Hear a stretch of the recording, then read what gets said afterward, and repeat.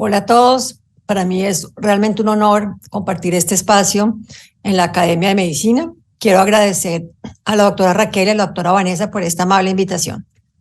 Voy a hablar de un tema que el cual me ha interesado desde hace varios años y es el tema de los derechos humanos en el campo de la nutrición clínica. No tengo ningún conflicto de interés. Quiero abordar de manera muy breve estos 3 puntos.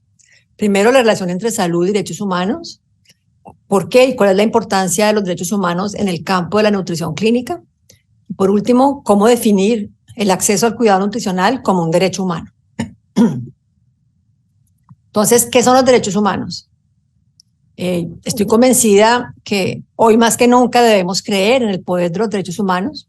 Los derechos humanos no son algo intangible. Los derechos humanos son esos estándares que permiten a las personas vivir en dignidad, equidad, justicia y paz. ¿Y por qué son importantes? Porque reflejan un mínimo necesario para vivir en esas condiciones. Los derechos humanos se caracterizan por ser universales, inalienables, interconectados, indivisibles y no discriminatorios.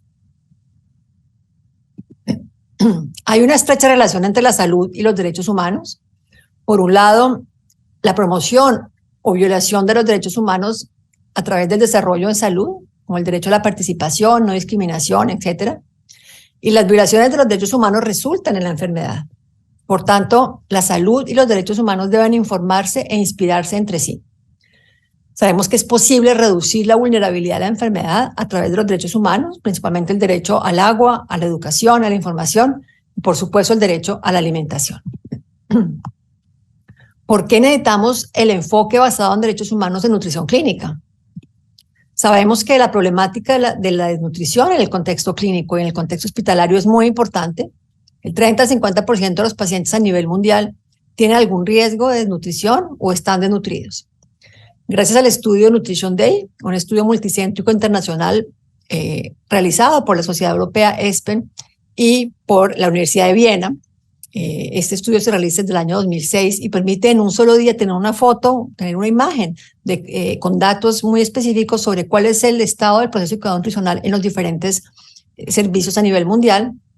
Y gracias al análisis de este dato, se ha podido mostrar que el proceso de cuidado nutricional, es decir, tamizaje, diagnóstico, terapia nutricional y monitoreo, no se realiza en más del 50% de los pacientes. Entonces estamos frente a una problemática muy importante que es latinoamericana, pero también a nivel mundial.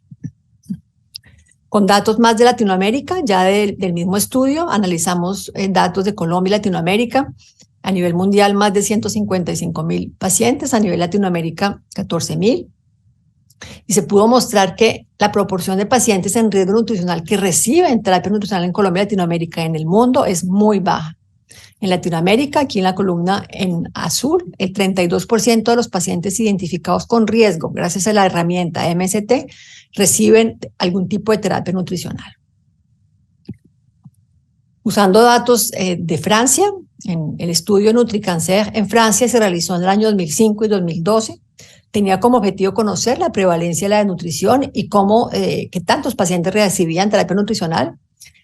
Se analizaron 154 servicios y 238 en el año 2012 en 30 ciudades para el segundo año y se mostró que la prevalencia de la nutrición es del 39% en ambos años.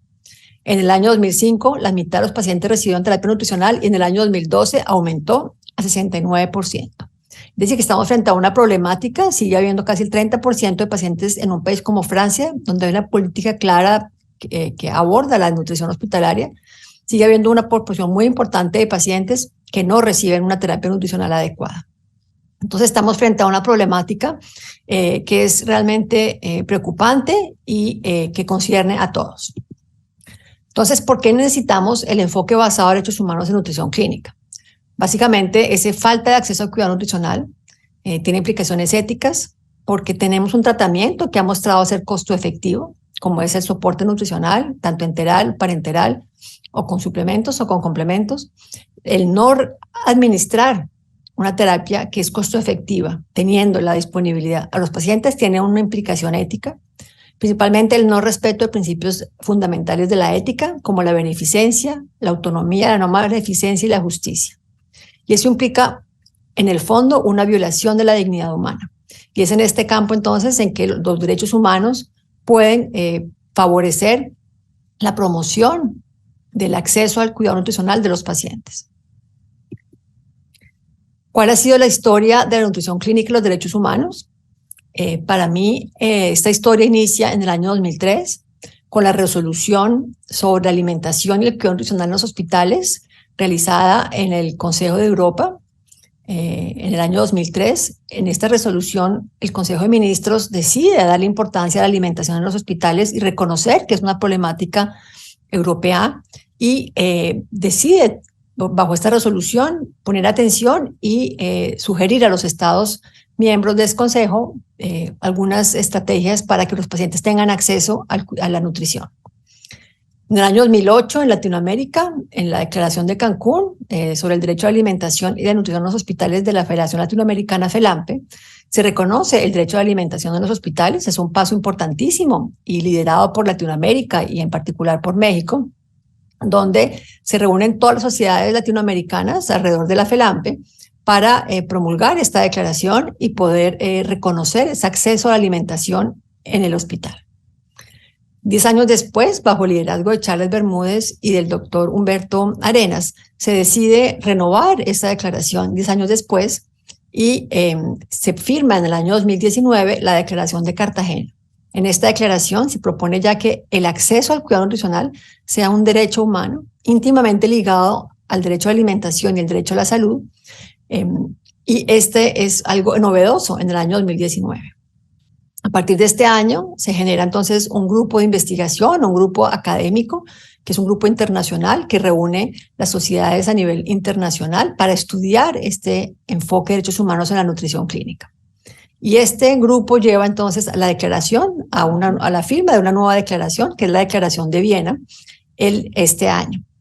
En esta declaración, entonces, también se reconoce el acceso al cuidado nutricional como un derecho humano y esta declaración es firmada por 75 sociedades a nivel mundial, dentro de las cuales está la Sociedad Europea de Nutricionistas y Dietistas y una sociedad de pacientes.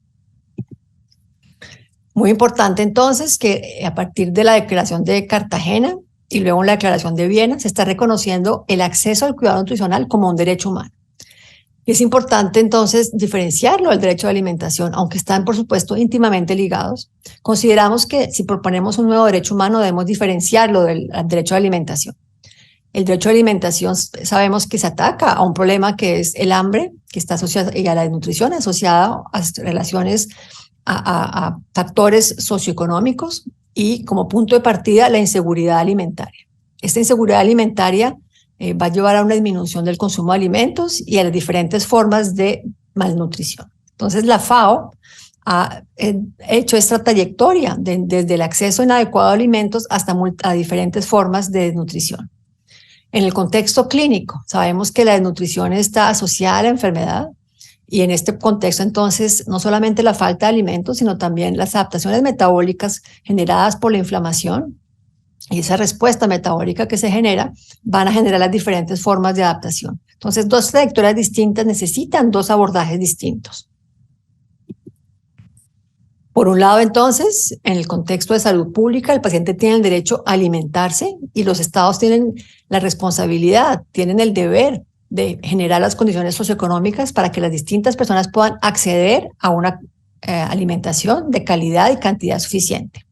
Entonces, en el contexto de salud pública estamos hablando de inseguridad alimentaria, en el cual debemos entonces reclamar un derecho a la alimentación. En el contexto clínico, el paciente tiene derecho a ser alimentado. Necesita un grupo de expertos que sepan cómo y qué debe recibir el paciente. Estamos hablando entonces de una desnutrición asociada a la enfermedad y podemos entonces reclamar un derecho al cuidado nutricional. Entonces, si decimos que el cuidado nutricional es un derecho humano, debemos poderlo definir como cualquier otro derecho humano. Y el fundamento de los derechos humanos es la dignidad humana. Recordemos que la dignidad humana es un concepto que a veces se critica porque se piensa que pues es un concepto vago. Les recuerdo aquí que la dignidad humana es un concepto central en derechos humanos, ya que refleja ese valor intrínseco que tenemos las personas. Este derecho humano lo podemos definir según los titulares de deberes de este derecho humano según un alcance y los beneficiarios. Entonces, el derecho al contenido y el alcance de este derecho humano se define de la siguiente manera. El cuidado nutricional como derecho humano implica el deber de garantizar a todas las personas, especialmente a los enfermos con o en riesgo de desnutrición, acceso al cuidado nutricional y en particular a la terapia nutricional óptima y oportuna, con el fin de, entre otros, reducir las elevadas tasas de desnutrición hospitalaria y de morbimortalidad asociadas. El derecho al acceso nutricional está íntimamente relacionado al derecho a la salud y al derecho a la alimentación. No se pueden concebir de manera separada. Eso lo hemos plasmado en un artículo, el cual lo pueden descargar libremente, publicado en la revista Clinical Nutrition. Y aquí definimos entonces ese derecho al cuidado nutricional como el derecho que tienen los pacientes a beneficiarse de un tamizaje, de un diagnóstico y de una terapia adecuada. No estamos en ningún momento diciendo que los pacientes deben ser alimentados, y esto es aplicado principalmente a los pacientes con cáncer en cuidados paliativos. Esto no implica que los pacientes tengan que ser alimentados hasta la fase terminal.